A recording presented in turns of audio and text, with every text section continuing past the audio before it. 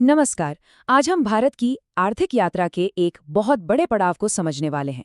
पंचवर्षीय योजनाओं से लेकर नीति आयोग तक का सफर।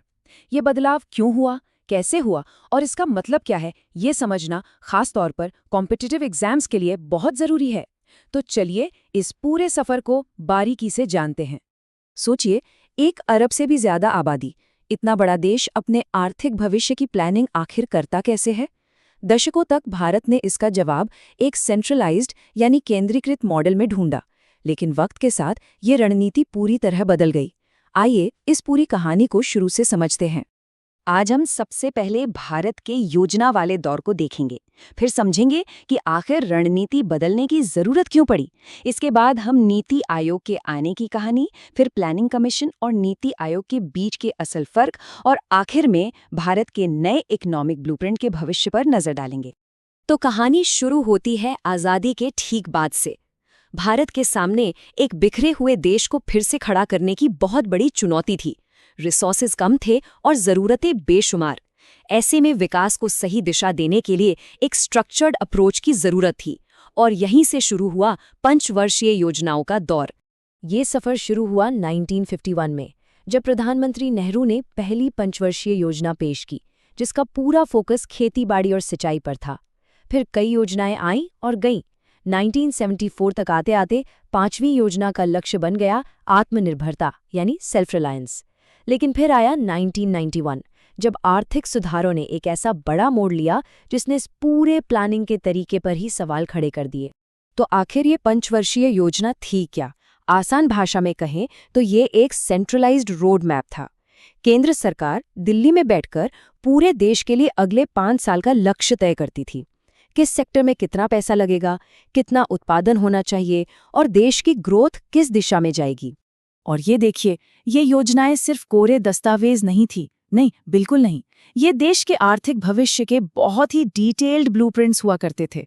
ये ऊपर से नीचे यानी एक टॉप डाउन तरीके से अर्थव्यवस्था के लगभग हर पहलू को कंट्रोल और डायरेक्ट करते थे।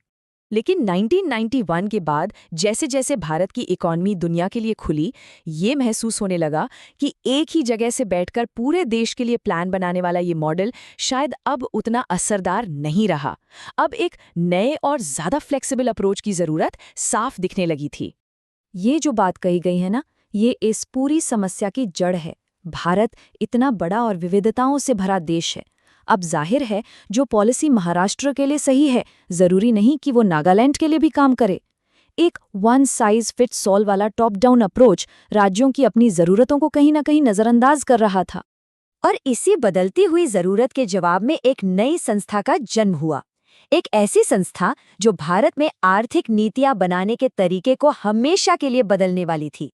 साल 2015, ये तारीख भारतीय आर्थिक नीति के इतिहास में एक बहुत बड़ा टर्निंग पॉइंट है।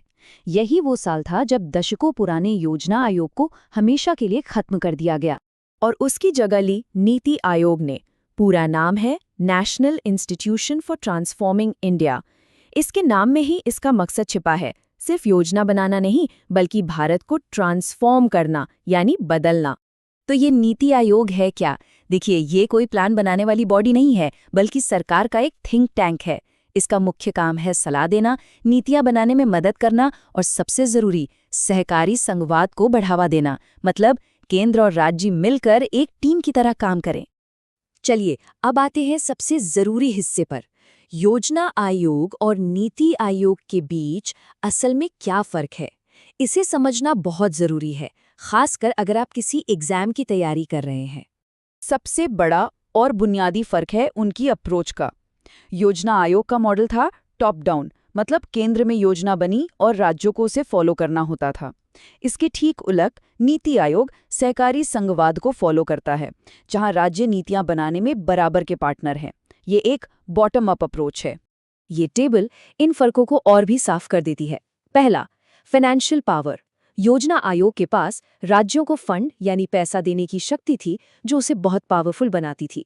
वहीं नीति आयोग सिर्फ एक सलाहकार है, उसके पास फंड बांटने की कोई पावर नहीं है। दूसरा, राज्यों का रोल। पहले राज्यों का काम बस केंद्र के आदेश मानना था, अब वो पॉलिसी बनाने में बराबर के हिस्सेदार हैं।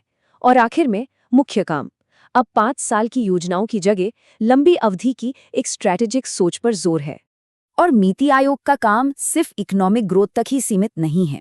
जैसा कि हम देख सकते हैं, इसके मकसदों में सहकारी संघवाद को मजबूत करना, सस्टेनेबल डेवलपमेंट गोल्स यानी एसडीजीज को हासिल करना और गवर्नेंस में टेक्नोलॉजी और इनोवेशन लाना भी शामिल है। तो ये एक कहीं ज्यादा ब्रॉड विजन है। तो इस पूरे इंस्टीट्यूशनल बदलाव का भारत के भविष्य के लिए असल में क्या मतलब है? ये सिर्फ एक नाम का बदलाव नहीं है, बल्कि ये गवर्नेंस यानी शासन करने के तरीके में एक बहुत बड़ा बुनियादी बदलाव है। अगर इसे एक लाइन में समझना हो तो भारत की विकास की कहानी में सरकार का रोल अब एक सेंट्रलाइज्ड डायरेक्टर से बदलकर एक कोलैबोरेटिव इनेबलर यानी एक सहयोगी का हो गया है। अब केंद्र सरकार अकेले ड्राइवर सीट पर नहीं है, बल्कि राज्यों को साथ लेकर आगे बढ़ रही है। और आखिर में ये एक बड़ा सवाल कि क्या ये नया, ज्यादा लचीला और सहयोगी मॉडल, जो राज्यों को ज्यादा ताकत देता है, भारत को 2047 तक एक विकसित राष्ट्र बनाने के उसके बड़े लक्ष्य के लिए बेहतर तरीके से तैयार कर रहा है? ये एक ऐसा सवाल है जिसका जवाब हमें आने वाले वक्त में ही मिलेगा।